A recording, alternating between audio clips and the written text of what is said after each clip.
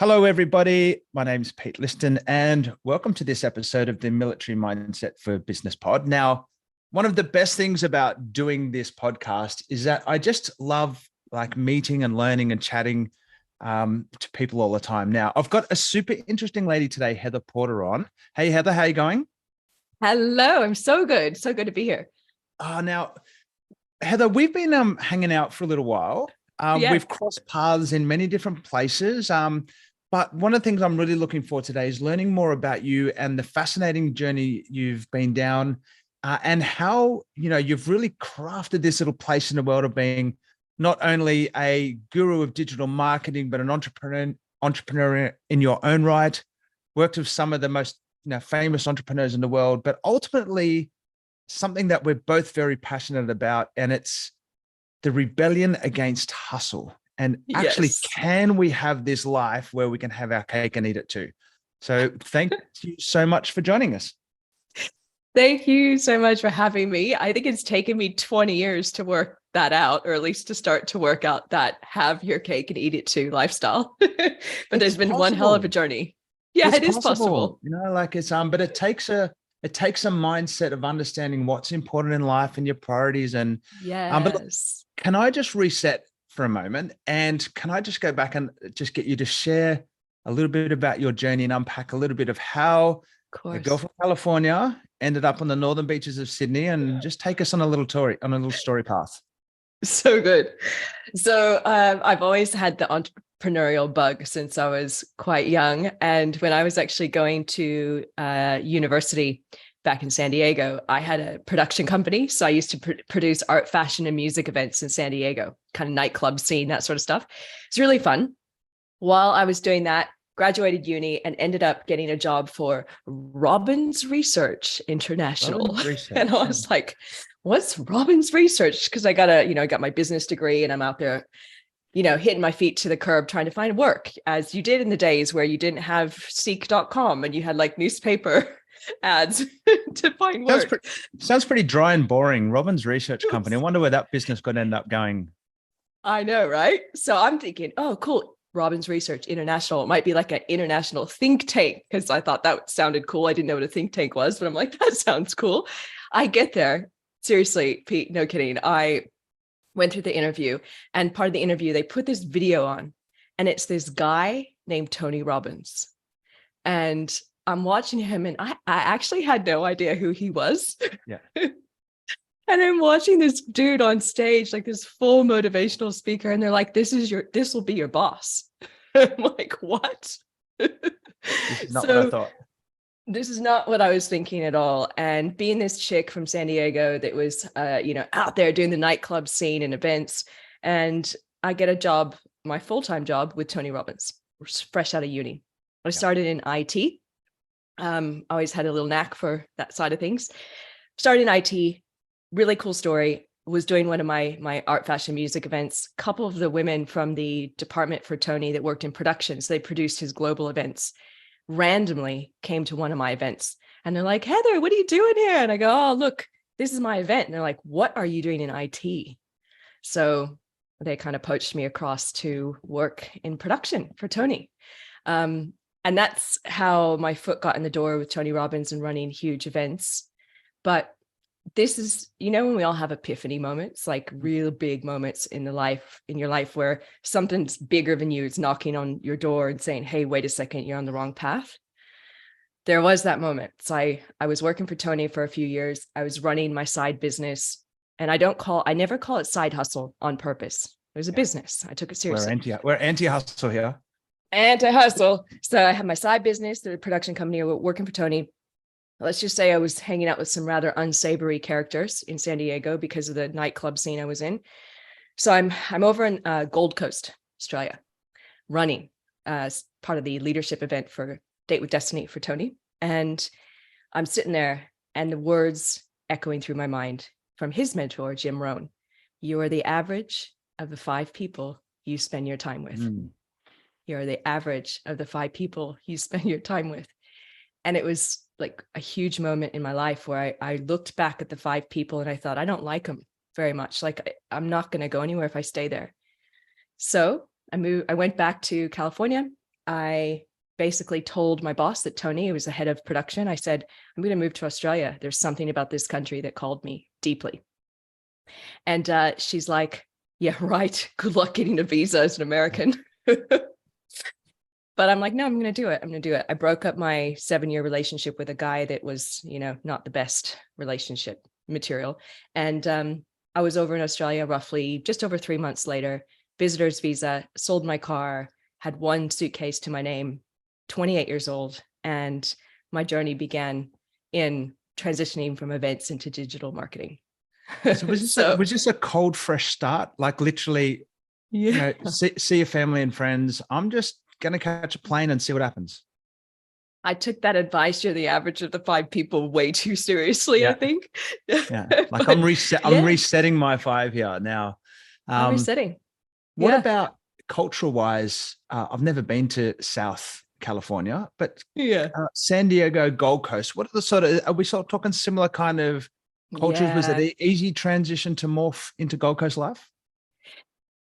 So I actually moved to Sydney. I was Gold Coast just for the trip, the event I ran, but I moved straight to Sydney. So I equate it to, for anyone that's been to California, San Francisco's like Melbourne, LA, San Diego is sort of similar to Sydney and bits of Brisbane as well. So beachy, outdoorsy. So look, the main thing that I fell in love with this country was the honesty. I felt like people here, basically what you're honest, you're open, what you say, you do.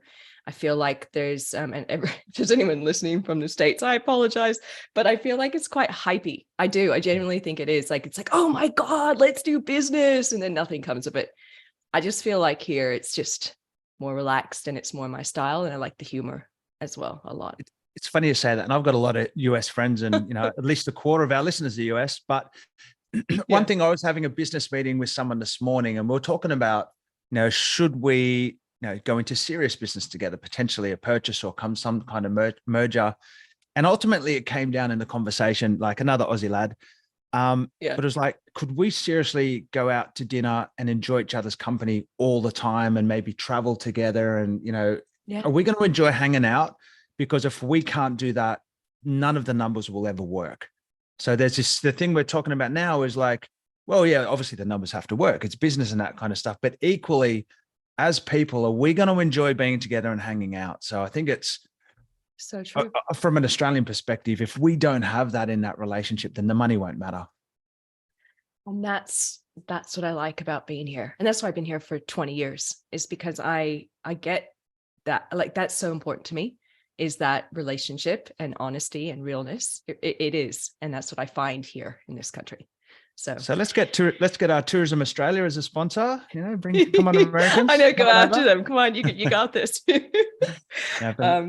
So now you've got your feet on the ground in Sydney. What was the first thing you do? Because I always think of entrepreneurship and small business as an itch that has to be scratched. So like for me, I was always like the ideas guys in businesses that didn't want me. Like, it's like, hey, these are great ideas, but it's my business, mate. We're going to do it my way. And then going into the army, you can have all the ideas in the world, but the structure of the machine will do what it wants to do. So ultimately for me, going into business it just had to happen eventually. So what do you do when you get into Sydney now? Yeah. So my first thing was really getting out of my comfort zone and going around and networking like crazy, because I needed to get a visa. I was on a visitor's visa. I need to get a company to sponsor me to stay here. And so ultimately through networking and meeting new people, which by the way, networking and your network really ultimately is everything in your life. So important. So I had my network going on, started to meet new people. Some of those people were through the Tony Robbins network, which was pretty cool. And I ended up meeting a guy who was graduating from a life coaching college. And he's like, they're growing really quick. Do you know about this thing like called life coaching? I'm like, yeah, I know a bit about it because Tony Robbins. And he's like, well, they're growing. They need help. And so I met up with the directors of that company and ultimately got sponsored from them because, working for Tony and then working for life coaching school made sense. So that's where I started. But very quickly, I moved into contracting freelancer roles while I was doing that, starting up a kind of I'll call it a crew program for another well-known speaker in Australia for a promotion, like a production company.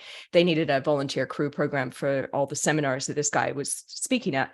So I started contracting on the side, creating this volunteer crew program at the time.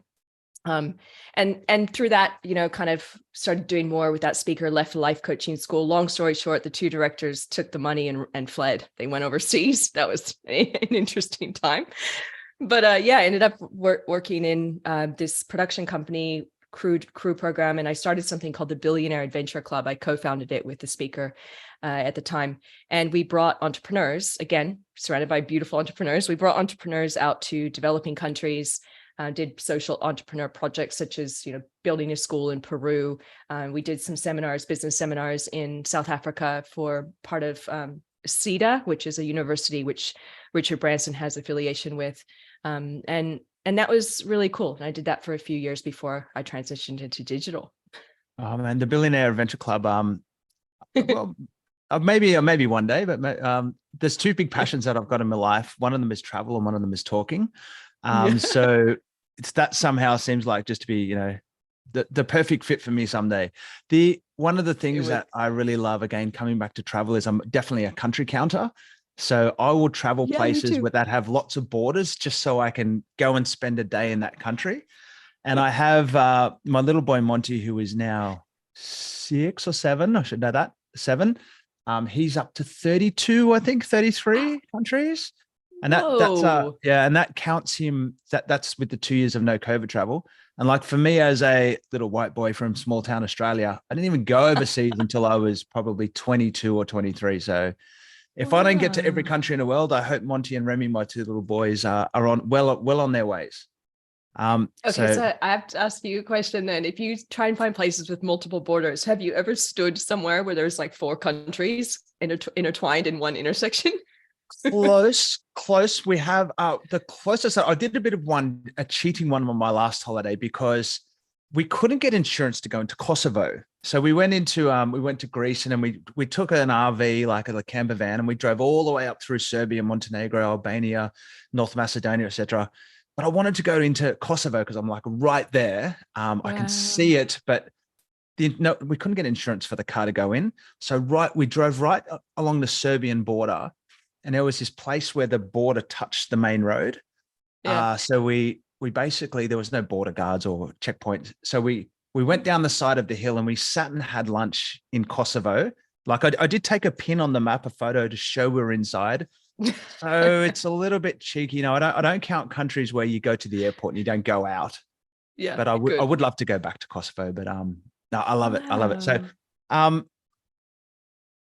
what about business? Where do you go to here and starting these great little businesses that you kicked off? Yeah.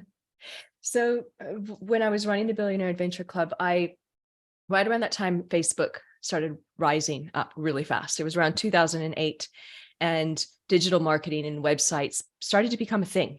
And so some of the speakers that I was working with, they were like, oh, the industry really well, seminars and that whole space. Can we get online? How do we share our message 24/7 with more people, not just in the seminar room? And I kind of was intrigued, to explore membership websites. So getting, people onto a membership portal where they can learn and have access to courses and content, but also Facebook and social media. And so around that time, I actually just switched gears. And I will say it was very much not a proactive choice. The guy that I was running the club with had, to be honest, he had a mental breakdown. He had a breakdown, and lots of factors contributed to that. And he had to stop everything he was doing. So quite literally overnight, my project that I founded with him was gone, and he was a big pivotal part of it. So I had to scramble around and go, okay, how am I going to pay my next bills? What am I going to do? And so people were coming to me saying, we heard you kind of were doing some of the website work for this project, and you're learning a bit of marketing, and can you help me? And it just became one of those random moments where this happened. It fell into my lap, and I thought, yeah, I could do this. And that's how it started. It was by accident. It was because I had to pay the bills, and that was literally it. And so I started scrambling around, learning how to build websites, start to delegate, outsource. And ultimately, my first business back then was with a business partner, an Aussie guy who's over in the States. We swapped. I introduced him to his American wife. So he's over there. But we had a company together. And we actually ended up having a team in the Philippines for a while. Like we had 30 team in the Philippines, and we were building websites, and I didn't know what the hell I was doing. And I was totally stressed out. I had heart palpitations. I wasn't sleeping properly. It was the epitome of hustle in a very, very bad, dark way. So that's kind of my first business in that space, which no longer exists. So interesting, right? It's interesting because digital marketing for me has been such a dark art. I feel sometimes in life, I always come to the party a bit late. Like I didn't join the army till I was 30. I didn't start Really? my own business until I was 40, even I had a couple of Yeah. failures. Yeah, same. I wouldn't mind to unpack a little bit about the digital marketing ecosystem and where we are. And there's a couple of Oh, things. yeah. You mentioned something a little bit before, networking versus, so what networking and relationships Oh, yeah. versus advertising. Because my experiences with digital marketing, to be honest, from an advertising perspective, haven't been great. I feel Mm-hmm. like for me, it's been a sugar hit in terms of I'll get out there, I'll throw some money at a problem, I'll run some ads, whether they be on, socials or SEM or wherever they be. But for me, it's been a bit of a sugar hit that when we turn it off, there's nothing sort of sustaining or resilient about that action. Um, Yeah. where do you sort of feel, digital marketing is transitioning through this big hype of Facebook and social advertising, Google advertising to where we are at the moment? Relationships is so important. So there's a few conversations that I suppose I'll have around that. Um, I feel like you have to first get really good at what you're selling, what your offer is, who your target market is, the fundamentals of marketing.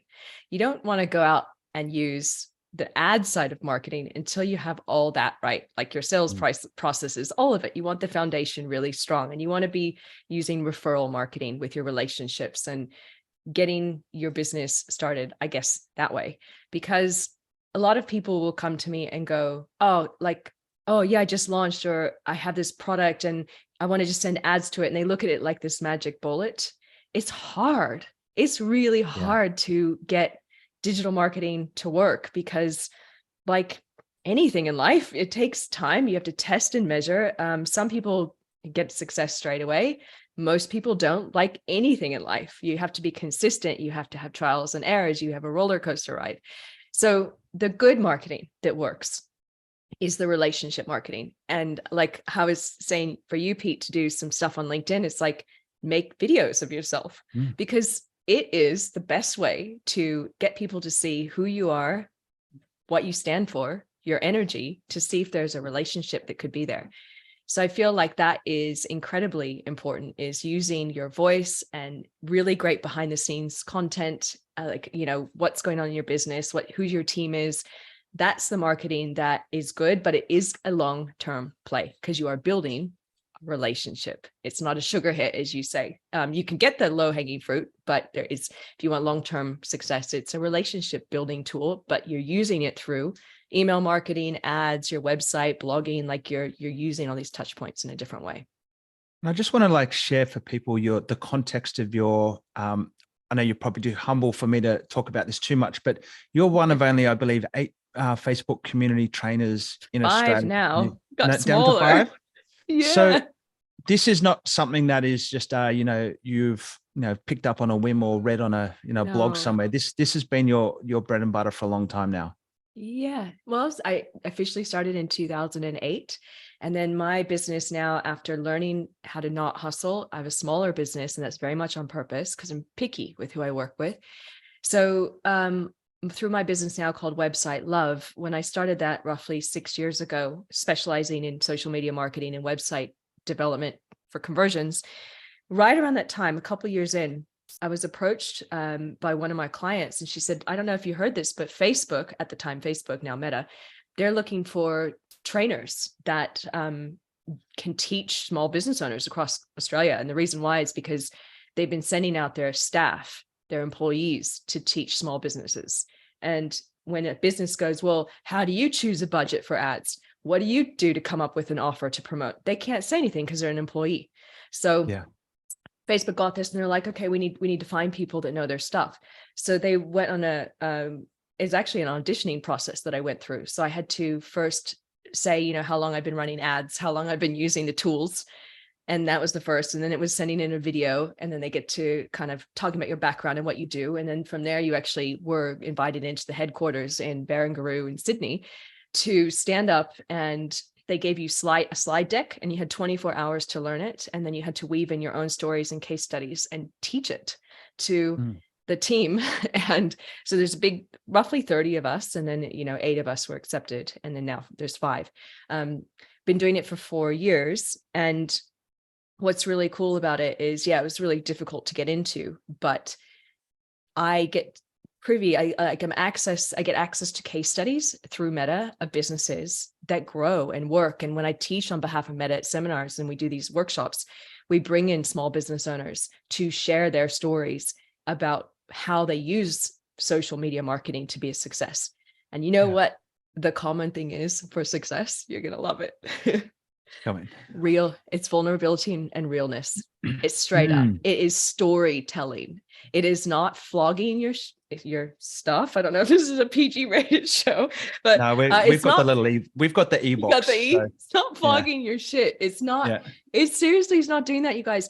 Every single business. Like there's budgie smugglers that I spoke to recently. There's nail salons. There's physio. There's real estate agents that use digital marketing. And the common thread is being real, telling your story, being vulnerable, using video because you connect with people in that way. So I'm not just saying, like you said, I'm not just saying like use the story, use the long-term play, because I've not only seen that work in my business and other businesses, but it even comes from the big boy itself. You know, that's what they see works too. Now, what's really interesting about this, even though you've got this, like, dare I say, pedigree from your Meta experience and what you know, this position, you mentioned something a little while ago. You're not blinkered by just this one channel approach, and that this digital ecosystem needs to be seen as very a multi-prong. So what are we doing with our blogging? What are we doing with our videos? What are we doing with our email marketing? And being able to create virtually like our own ecosystem where people can consume what they need from us in the channel, the method, the time, and the place that's available in their preferred option. Totally. What are you sort of seeing now as in a great business model, how people are setting that up in terms of their journey? Great question. Okay, so first things first is I like to reverse engineer backwards from what ultimately you're trying to sell in your business. So what is that core thing that you're trying to sell, and really look at that and make it something special. So it's not a commodity. It's not something people would price shop for. What is it, that you sell that makes it very unique?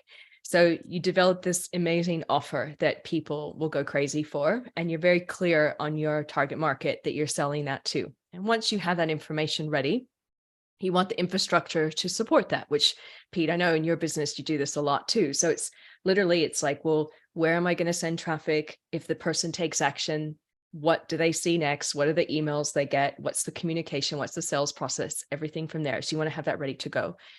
And then you take further steps back from there, and you look at the whole customer journey from point A to point B. Point B being them actually going through that process to become a customer. Point A being that they are just starting to become aware of a problem that they have. So I'll give you an example. So like, let's say I was working with a chiro the other day, and we're talking, and I go, like, if you think about it in terms of a customer journey into getting, the chiro to help you out, you start with pain. Generally, like you start with pain. One day you wake up and the pain that you have in your back or your neck is suddenly gotten to you a little bit too much. You're aware of this problem that you have, but you have no idea who's going to solve the problem. You're not there yet. And this is where you're kind of poking around on the internet. You're asking your mates, you're like, hey, looking for referrals and reviews. What are the options? Is it massage? Is it surgery? Is it exercise? Is it chiro? What is it? And so you start to consume content online to help you get to that point. So in marketing, you definitely have to have awareness content, which is educational content, to help meet people where they are with the problem that they have or the desire that they want. From there, maybe this person's online. He's like, oh, cool, my back hurts. Oh, look at this chiro. This dude's cool. I like what he's saying, in his video that I see on Facebook. And I'm resonating with this guy. And he's now saying to me like, hey, why don't we just jump on a call, or they'll do free consult. We'll just see, if we're a good fit. So we move in the customer journey to a place called consideration. And this is now where you are considering, doing business with this person. So you also want content in your digital marketing that supports this phase. So it's getting them to your website, it's getting them to book a free call, it's getting them to download a brochure, but it's starting to get them to consider doing business with you, maybe looking at case studies, testimonials. And then you go into that conversion phase, which is very much the, hey, sign up to be my customer. And so you have to have in digital marketing all of these steps, all of them, leading into the conversion phase, the sign up phase. And most of us, Pete, like I know, and you mentioned this as well earlier, is like that sugar hit. A lot of businesses focus only on that conversion phase, and they forget that digital is an extension of people. We're the same. We want to go out, we want to have a conversation, we want to feel the vibe, we want to know if this person is the right person for us. And things do not happen overnight. Sometimes they do, but maybe it takes a year, 6 months, 5 years, depending on what you're selling, for somebody to be a customer. Oh, look, I really love that. Digital is an extension of people. And, that is what you articulated there, is one of my biggest did wrongs when we first went into business, because in the virtual assistant agency side of the business, the outsourcing, we were literally like, hey, let's do ad spend. Let's just throw some ads out there and, we'll see if it works. And then obviously it doesn't. Low qualified leads come in. We put lots of money out there, and then we're wondering, why isn't it working here? And then we really don't have any other substance behind the messaging framework. But we had a beautiful moment last night, because I'm actually someone who used to hate ads, hate ads on TV, to the point now where I'm always fascinated, like, oh, that's actually brilliant. So I'm a bit more of a critique of ads. And we had a beautiful moment on the couch last night when I was sitting there watching TV with my wife, and a little email pinged up on my phone, and it was from Sal's Surf School. Now, little surf school here in Yamina Beach, and my wife loves to go down there and surf with the girls. So I saw this little email pop up on my phone, and literally 5 minutes later, Kat was like, Tuesday, 9:30 to 11s, I'm doing surfing for the next 4 weeks. And I just turned to her and I said, email marketing, brilliant.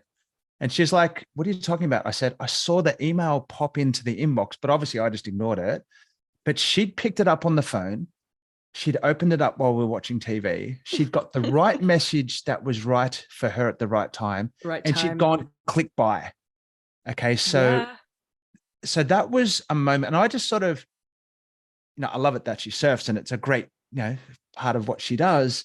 But for me, from a marketing and business perspective, I was fascinated by that moment. Demand capture versus demand creation. And are you, through the digital ecosystem, putting that message out there? It's not always about buy me now. No. Okay. Share. But when you infuse or insert moments of, are you ready right now? Quite often someone sitting on their couch at 9 o'clock at night will be, that's what I want. Let's do it now. So I thought it was just a really cool moment of digital marketing. That is brilliant. And you know what? And that's, like you said, one of many channels, right time, right place, right message. There's a guy that came to me. He has been following my stuff online for 5 years, 5 years. And one day got an email from me, email marketing, responded, booked a call. And when I chatted with him, he said, you know what? I've been following you for a really long time. I don't know, just something about right now. I just feel ready to work with you. And he's like, it just was the time. And that's the beauty of making the offers and making the communications and giving out good content, and remembering that for most people, it's not going to happen ASAP. It's going to take time to nurture that relationship. It's a really, really important point. So the other part of what we do in Trusted Process is HubSpot or Yeah. CRM builds. And Yeah. whereas what I see with digital marketing's job is to create awareness and get people to the point of interest, right? So, and at this moment of interest that comes up, for me, that's when someone says, tell me more about what you do. Okay, so digital marketing has created that awareness and fed it to you. Then basically from this moment of tell me more through to the offer is your sales process. Now, so many businesses that we see are set up for, hey, do you want to buy off me right now? Yes or no, that's it. Yeah. They put the offer in. As soon as that offer is probably not taken up at this moment, then slip through the cracks, people disappear forever. Whereas, as you said, sometimes it takes months or if not years for people to think about when the right time is. And if we can, through our digital marketing, craft and create this interest, then capture it in our CRM platforms, and then use our CRM platforms to really connect and nurture those relationships. When the time to convert comes, it's just sitting there ready to go. So I love it. But this is an infused digital ecosystem throughout the business. I would love to talk about your podcast, The Rebellion Against Hustle, because for me, business is business, but this is more important because this is more about life. Can you share with us a little bit about Rebellion Against Hustle, why you started it, and just give us a quick Soldier's 5? Love it. And it's actually called the Hustle Rebellion. I shortened Hustle Rebellion. more. Yeah. Guys, so what it is basically, I've had multiple podcasts in my past, and they were very much educational, like let's teach marketing podcasts. And I wanted to do something different this time because I feel like I'm finally cracking the code of having more of a fulfilled, balanced life. And I wanted to talk to other business owners who are cracking that code as well. And so that's where it was born. And I'm a really big believer in that we as human beings have lost the ability to be present, like truly present. We have our phones dinging in our ear. We have so much noise. We almost forget how to be with somebody. So I was thinking, if I could teach that, and I could also bring in the business aspect and talk to entrepreneurs that have worked that out as well, I think it'd be kind of a cool conversation to have. So that's where it came from. And what's been interesting with the interviews I've had so far from some very successful business owners in all walks of life is there's common threads. And they say that basically, of course, you need to outsource, you need to get your team right. But a big thread is to unplug, which I find really interesting. And even to the point of going into nature, take your shoes off, put your feet on the ground, put your phone away, get back to being human. And so, and a lot of them have said to me as well, Heather, I've really loved having a conversation with you because normally I have always been asked about my expertise, but truly to grow the business to where I am, having the right mindset and the right ability to be present is more important than my expertise. So they're loving sharing these tips, these ideas, these things that keep them grounded and keep them moving ahead and keep them having joy in their life. So that's essentially where it came from. It's relatively new, but I'm sure it will evolve as we go. Yeah, look, we're going to throw Hustle Rebellion into the show notes, but I'm loving the content because as a business owner, we really need to come to the point where unless you make a conscious decision to put some control measures into place, you will never not be busy because there's always more growth, more problems. Now, and you mentioned earlier that you've actually deliberately downsized your current business. We've had some businesses in the past that have been highly lucrative from a revenue perspective, but we always talk about 7-8 figure businesses and this and that, but it doesn't mean profit. It doesn't mean health. No. It doesn't mean connection with friends and family. Absolutely not. This is what we're here for.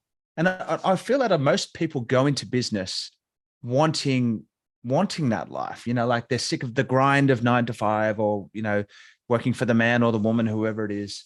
And they see the shining light of small business and entrepreneurship as being this, but they get lost in the grind. And this is what we really need to rebel against. It is the Hustle Rebellion. we do need to rebel against it. We've been trained with these lofty, crazy goals, get to the 7-figure business and this and that. Yeah. Like there's a lot of this hypey goal around. Why can't we just come together? And like you said, maybe the perfect business is one where you have good profit, you can travel, you can take your family places, you can go surf. Maybe that's the new success that the world needs to strive towards. And if people love to make millions of dollars, that's fine. That's up to you. It's not for us to say what's good or not, but for each of us, finding our purpose is important. And some of the things that have given me the most joy in the last, let's just say 2 years, after I made a conscious choice to, I didn't know you were in this movement as well, and that's why I really, when I started listening to the podcast, I was like, this message needs to be heard out there. But for me, the things that give me the most joy in life are now having the time to coach under 5 soccer. Love that. To go for bushwalks as much as I can. As I said, I normally take up things a little bit late. I've started boxing at 47 and I'm keen to have a fight one day.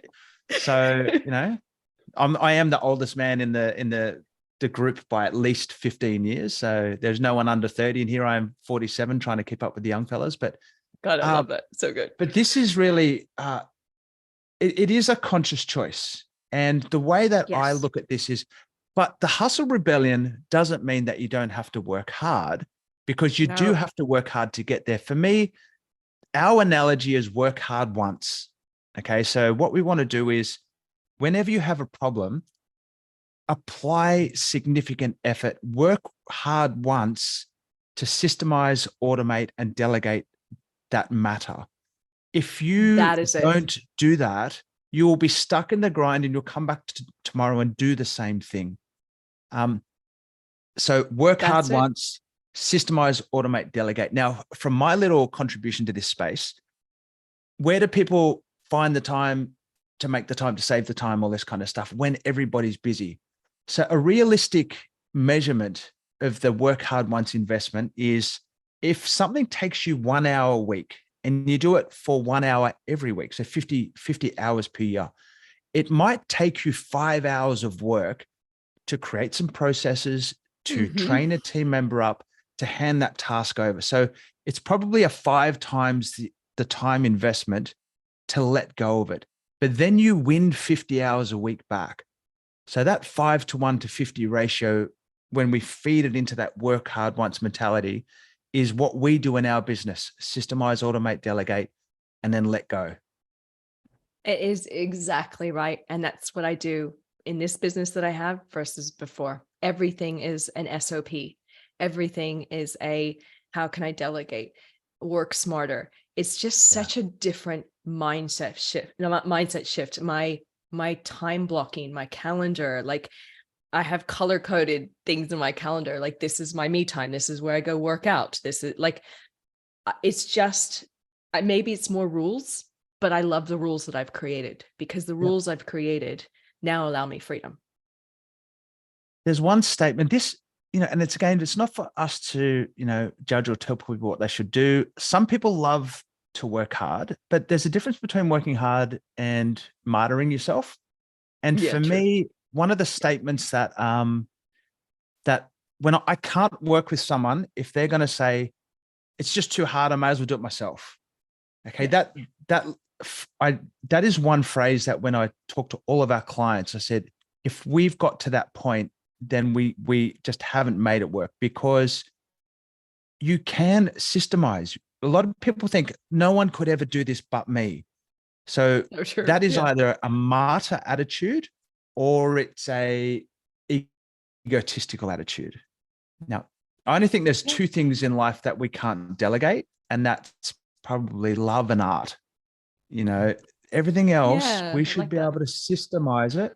Yeah, we should be able to systemize it and let go of it. So I just really want to be able to share with people that, get onto Heather's podcast and listen to this, because it is the way that you can have your cake and eat it too. It is. And it's going to help you create your definition of success, and maybe take a moment to, instead of reactively look at what you're doing, maybe be proactive and think through, just take that little extra amount of time, what you actually want, And like Pete said, how are you going to create the systems that are going to support you to get there? Yep. Can you tell us a little bit more about Website Love and the people that you Sure. love working with? Yes. So my business, Website Love, I feel like the website market has matured a lot. So I don't say we just build websites anymore. What we do is we specialize in conversion rate optimization, which is a little bit different. It's a journey of your online presence. So it's getting websites that work for your business. They are tested, they're measured over time to develop offers and messaging that gets the highest conversions at the lowest cost. So that's the website work that we do. And then we drive traffic into the website through ads at this point, just because I have to specialize. I can't do, if I were to do email marketing, all the other things, I couldn't do great work and find the best people to do it. So it's the website and the ads piece. My businesses that I love to work with are service providers. So loads of local businesses, specifically with the slant I tend to find in the health and wellness space. So physios, chiros, health and wellness centers, people that are healing other people, ironically. So that's me. That's a funny little tie into everything that you're doing outside of that versus who your natural client that you seem to attract is. So interesting little combination there. When we look at website creation, I sort of feel like there's a couple of phases. Our first website is like our first car, probably not the best, but better than nothing. Totally and true. it's almost like, if I don't have a website, people won't think I'm legitimate. So we just slap something out there. Are you generally taking people, what kind of clients are coming to you? They've got good websites that they want to be great, or are they 0 to 1s? It's such a mix. I will say for the majority of them, they already do have a website because they have been around for a little while. Every now and again, I get a startup here and there, but they're my better clients, the ones that already have an established business. So they have a website. It's maybe 10 years old. Like right now I'm thinking of 3 people I'm working with and they're all 10-year plus websites. So they're real ugly looking things and the messaging's all off. So older websites, and they're just going, okay, I'm ready to get modernized. I'm ready to actually, get things working.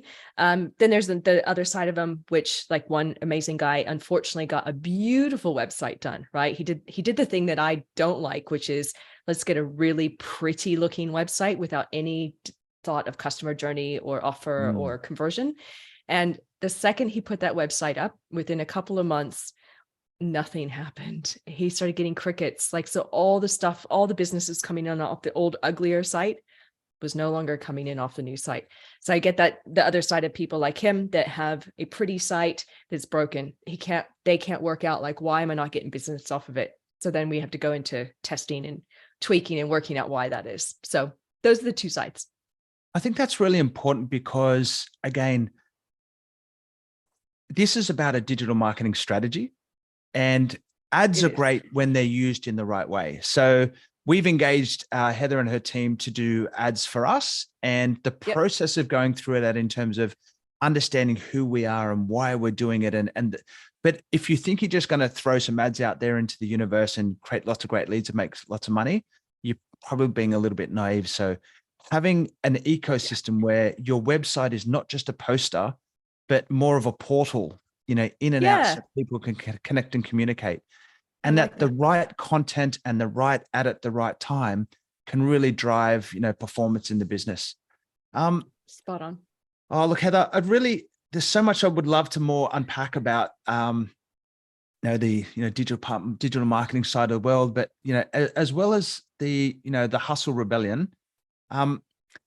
Where can people connect with you and learn more about this? Thank you for that. So hustlerebellion.com is straight into the podcast, and websitelove.com.au is into my, I guess we'll call it an agency, because it is an agency. So that's where you can learn more about. Yeah, I call myself an agency. It's an agency. I'm always like one of those people who goes, oh, don't call yourself an agency because it'll scare people away. But ultimately, that's what I am. We're a digital agency. So websitelove.com.au. That's it. That's me. And look, the best thing about the Hustle Rebellion podcast is that somehow you managed to keep it within 20 minutes or so. I just don't know if I talk too much, but no. No, you're good. You're good. I like it. But I have to go with that theme, right? It's like, let's get stuck into the point. But I like longer conversations too. I mean, I'm loving our chat. I could keep going too. Oh, look, well, for the sake of everybody else that might have something else to do today, we'll wrap it up there, but we'd love to get you back and have another chat in the future. Be So we're going fun. to have all the contact points for Heather in the show notes below.